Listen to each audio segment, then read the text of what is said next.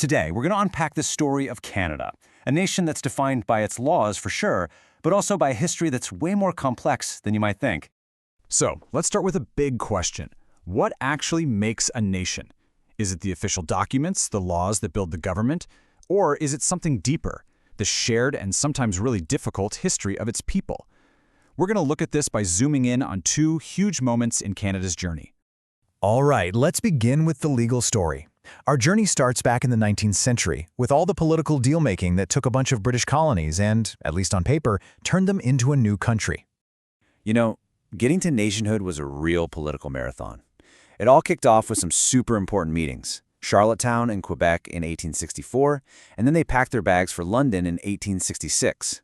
At every step, leaders were hammering out the nitty-gritty details of a new federal union. And all that work led to the British North America Act, which the British Parliament passed in 1867.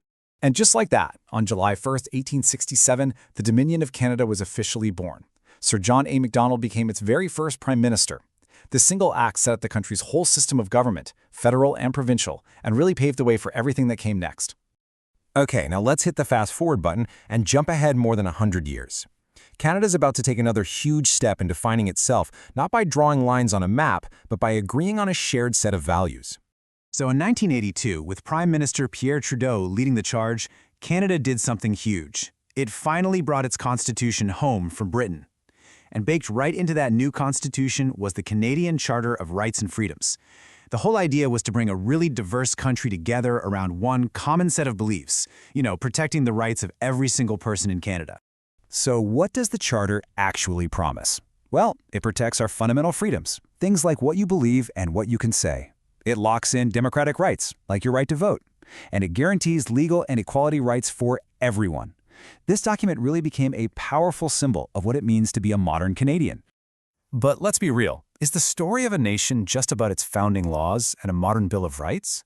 Or is there a deeper, way more complicated history that we need to grapple with? And this is where our story takes a turn. We need to talk about a profound challenge to that clean legal narrative.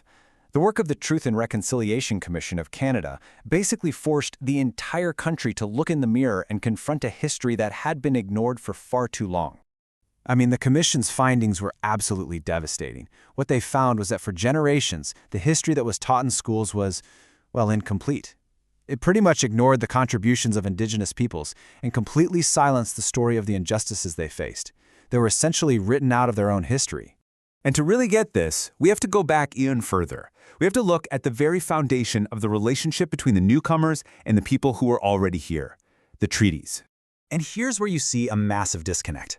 For the most part, the Crown saw the treaties as legal land transactions, basically a surrender of territory. But for Indigenous nations, these were sacred promises. They were about agreeing to share the land and live together in a partnership built on mutual respect. That fundamental disagreement is still a source of conflict today.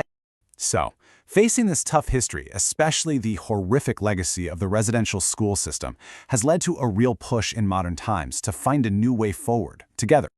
A truly historic moment came in 2008. After so many decades of silence, the Canadian government gave a formal public apology to the survivors of the residential school system. It was the first time the government officially admitted the deep, lasting harm caused by those policies of forced assimilation. It was a massive first step.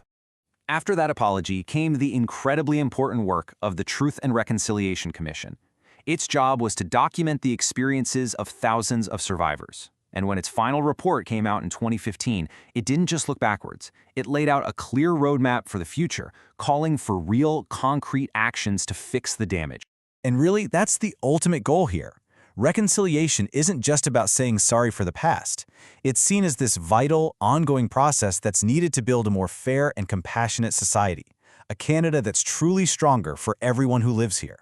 Which, brings us right back to where we started. The story of Canada is a tale of two things at once, legal creation and a painful historical reckoning. The big challenge now is figuring out how to weave all these different threads, the laws, the rights, and the difficult truths, into a single, shared story that can actually build a stronger nation for the future.